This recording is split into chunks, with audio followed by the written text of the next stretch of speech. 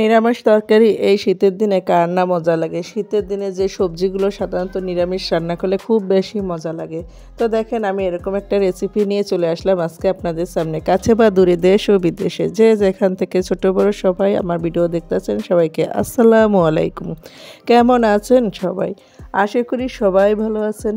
আমিও আপনাদের দয়ায় আল্লাহ পাকের রহমতে ভালো আছি। তো দেখেন চলে আসলাম শীতকালীন যে নিরামিষ তরকারি রান্না করে আমরা সবজি বলি, এরকম যে নিরামিষ সবজি রান্না করে সেই রেসিপিটা নিয়ে চলে আসলাম। মাছ মাংস ছাড়া এত সুন্দর পারফেক্ট একটা তরকারি রান্না করা খুব সহজে আজকে আপনাদের শিখিয়ে দিতেছি আমি।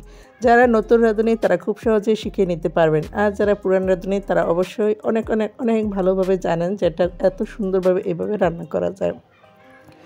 তো আমি এখানে সব কিছু কেটে বেছে ধুয়ে নিলাম। এখানে আমি সিম নিয়ে নিলাম, আলু নিয়ে নিলাম 2টা, সিম নিয়ে নিলাম 1 পোয়া পরিমাণ, আর এখানে আমি ফুলকপি নিয়ে নিয়েছি একটা ফুলকপির অর্ধেক পরিমাণ, চাল কুমড়া নিয়েছি একটা চাল কুমড়ার মাঝারি সাইজের একটা চাল কুমড়ার 3 ভাগের 1 ভাগ, মূলা নিয়ে নিয়েছি 2টা।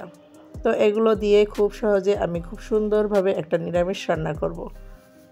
এরকম শীতকালীন সবজি দিয়ে নিরামিষ খেতে খুব বেশি মজা লাগে, খুব বেশি মজা লাগে গরম গরম ভাতের সাথে, রুটির সাথে, পরোটার সাথে খুব বেশি মজা লাগে। তো চলে যাই মূল রান্নায়। তো এখানে আমি পেঁয়াজ কুচি দিয়ে নিলাম, সাথে মরিচ কুচি দিয়ে নিলাম। তো দিয়ে আমি এটাকে একটু নেড়ে চেড়ে পানিটা শুকিয়ে তেল দিয়ে নিব। দেখেন আমি একটু নেড়ে চেড়ে পেঁয়াজের মরিচের যে হালকা হালকা পানি পানি থাকে সেটা একটু শুকিয়ে নিয়েছি। শুকিয়ে নিয়ে আমি পরিমাণ মতো তেল দিয়ে নিলাম। আমি যেহেতু সরিষার তেল দিয়ে রান্না করি খুব বেশি মজা হয়। আর সরিষার তেলের রান্না অনেকে হয়তো বা খেতে পারেন না, যারা খান না, যাদের অভ্যাস নেই, কিন্তু আমার কাছে খুব বেশি মজা লাগে। আর এই শীতের দিনে বিশেষ করে সরিষার তেলের তরকারি খেতে খুব বেশি মজা লাগে, কারণ ঠান্ডার যে থাকে ভাব থাকে অনেকে, সেটাও কিন্তু কেটে যায়। তো দেখেন আমি এটাকে নেড়েচেড়ে একটু ভাজা ভাজা হয়ে আসলে তো আমি এখানে মশলাটা দিয়ে নিব এক এক করে। একটু পানি দিয়ে নিলাম যাতে এটা পুড়ে না যায়। আদা রসুন পেস্ট দিয়ে নিলাম আমি সামান্য পরিমাণ, অল্প করেই দিছি, বেশি দেইনি যেহেতু কোনো মাছ তরকারি নাই এখানে। তো এখানে আমি পরিমাণ মতো লবণ দিয়ে নিলাম, হলুদের গুঁড়া দিয়ে নিলাম 1 চামচ পরিমাণ, আমি হলুদের পরিমাণটা একটু কম দেব। মরিচের গুঁড়া দিয়ে নিলাম 1/2 চামচ পরিমাণ, দিয়ে এটাকে আমি সুন্দরভাবে কষিয়ে নিব। এভাবে কিন্তু খুব সুন্দর সহজভাবে একদম পারফেক্ট একটা নিরামিষ তরকারি রান্না করা যায়। আর এতে কিন্তু মাছ মাংস কোনো কিছুরই প্রয়োজন পড়ে না, খেতে খুব বেশি মজা হয়।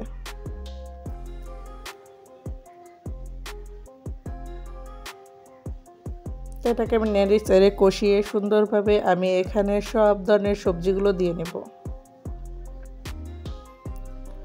আমার কষানো প্রায় হয়ে গেছে, এই পর্যায়ে এসে আমি তরকারিগুলো দিয়ে নেব। আমি প্রথমে কপিগুলো দিয়ে নিলাম, সাথে আলু, মূলা, চাল কুমড়া, সিম, সব তরকারিগুলো দিয়ে এটাকে সুন্দরভাবে একদম নেড়েচেড়ে কষিয়ে নেব। নিরামিষ আসলে অনেকে অনেকভাবে রান্না করে, কিন্তু আমার এই যে শেখা পদ্ধতিটা, এই পদ্ধতিটা যদি আপনারা একবার রান্না করে খান তাহলে দেখবেন যে এই নিরামিষের স্বাদ কখনো ভুলতে পারবেন না। এরকম সবজি যারা কখনো খায়নি তারাও খেয়ে নেবে। অনেক বাচ্চারা আছে মাছ মাংস ছাড়া খাবার খেতে চায় না, তাদের যদি এইভাবে নিরামিষটা রান্না করে দেন দেখবেন খুব বেশি খাবে, খুব মজা করে খাবে, এনজয় করবে ওরা এই রান্নাটা। আমার বাচ্চাদের কিন্তু আমি এইভাবে খাওয়াই, যার কারণে আমি কিন্তু সবসময় দেখবেন মরিচের পরিমাণটা একটু কম দিই, ঝালটা একটু কম দিই, যাতে আমার বাচ্চারা সহজেই খেয়ে নিতে পারে এই তরকারিটা দিয়ে ভাত বা রুটি। তো আমি ঢাকনা দিয়ে অপেক্ষা করব 5 মিনিট। 5 মিনিট পরে ফিরে আসলাম, দেখেন তরকারিটার এই অবস্থা। এটা কিন্তু অনেকটা সিদ্ধ হয়ে গেছে বা কালারটা মাশাআল্লাহ পারফেক্ট, হলুদের কালারটা একদম পারফেক্ট ছিল। আজকে কিন্তু বাসায় অনেক কিছু রান্না হয়েছে, কিন্তু আপনাদের ভাইয়া এবং আমি দুজনে এই নিরামিষ তরকারিটা দিয়ে খাবার খেয়ে নিছি। তো আমি সামান্য পরিমাণ পানি দিয়ে এটাকে ভালোভাবে কষিয়ে নেব। আরও 5 মিনিট পরে আমি চলে আসলাম আবার, এটাকে নেড়ে চেড়ে পরিমাণ মতো পানি দিয়ে নিব। আর এটাকে আর তেমন বেশি পানি লাগবে না, কারণ এটা এমনিতেই সিদ্ধ হয়ে যাবে। আমি আর পানি দিব না, যেহেতু এটাতে পানি মোটামুটি ভালোই পানি বের হয়েছে, যেহেতু চাল কুমড়া দেওয়া হয়েছে তো পানি তো একটু বের হয়েছে, তো এখন আর পানি দিব না। তো ঢাকনা দিয়ে আমি অপেক্ষা করব আরও 5-7 মিনিট। 5-7 মিনিট পরে আমার এই তরকারিটা দেখেন এত সুন্দরভাবে সিদ্ধ হয়ে আসছে এবং কালারটা মাশাআল্লাহ দারুণ একটা কালার আসছে। আর বিশেষ করে এই সমস্ত তরকারি, নিরামিষ রান্না, লাউ তরকারি, চাল কুমড়া তরকারি, এগুলোতে কিন্তু একটু হলুদের পরিমাণ কম দিতে হয়, পানির পরিমাণও কম দিতে হয়। যেহেতু আমি আমার এই সবজির তরকারিটা আজকে দিব না, মানে ঝোল রাখবো না, মাখা মাখা করবো, তো এই জন্য এটাতে আর কোনো পানি ব্যবহার করলাম না। যখন তরকারিটা পুরোপুরি সিদ্ধ হয়ে আসছে তখন আমি ধনিয়া পাতাগুলো হাত দিয়ে ছিঁড়ে, সেই আগের মতো মাছাসিদের ঘ্রাণের মতো মানে ওরকম করে হাত দিয়ে ছিঁড়ে দিয়ে নিলাম, যাতে খুব সুন্দর ঘ্রাণ আসে। এখন আমি এটাকে একটু নেড়ে চেড়ে আবারও একটু অপেক্ষা করব। ধনিয়া পাতার সুন্দর একটা ঘ্রাণ যেন এই তরকারিটায় মিশে যায়, নিরামিষ তরকারিটা যেন খুব বেশি মজা লাগে, এই জন্য আমি অপেক্ষা করব আরও 2-3 মিনিট। যারা আমার ভিডিওটা এ পর্যন্ত দেখছেন এখন একটা লাইক দেননি, প্লিজ একটা লাইক দিয়ে আমার জানার স্বপ্নের সাথে থেকে যাবেন এবং সুন্দর গঠনমূলক একটা কমেন্ট করে যাবেন। আর যারা নতুন বন্ধু আছেন এখনও আমার চ্যানেলটি সাবস্ক্রাইব করেন নাই, প্লিজ আপনারা সাবস্ক্রাইব করে জানার স্বপ্নের সাথে থেকে যাবেন। তো আমার রান্নাটি কিন্তু খুব সুন্দরভাবে হয়ে গেছে, দেখেন একদম পারফেক্ট একটা রান্না হয়ে গেছে। যারা নিরামিষ রান্না করতে পারেন না, খুব সহজে আমার এই রেসিপিটি দেখলে একদম ঘরোয়া উপায়ে খুব সহজে মজা করে একদম সহজভাবে এই রান্নাটা করে নিতে পারবেন।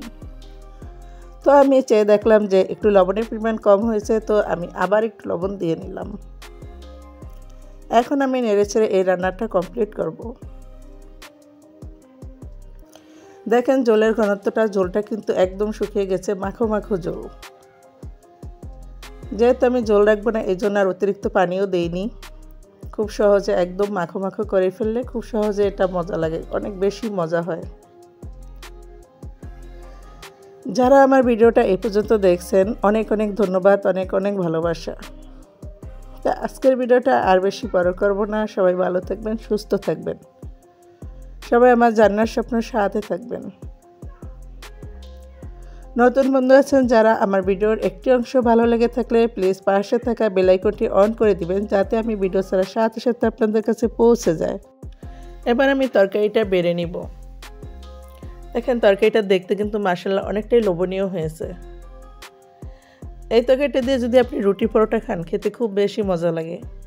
সকালবেলা কিন্তু এরকম একটা তরকারি যদি থাকে, একদম পুষ্টিকর একটা তরকারি, মানে নাস্তা হয়ে যাবে, সব মানে পুষ্টিতে ভরপুর। আজ এ পর্যন্তই, আল্লাহ হাফেজ।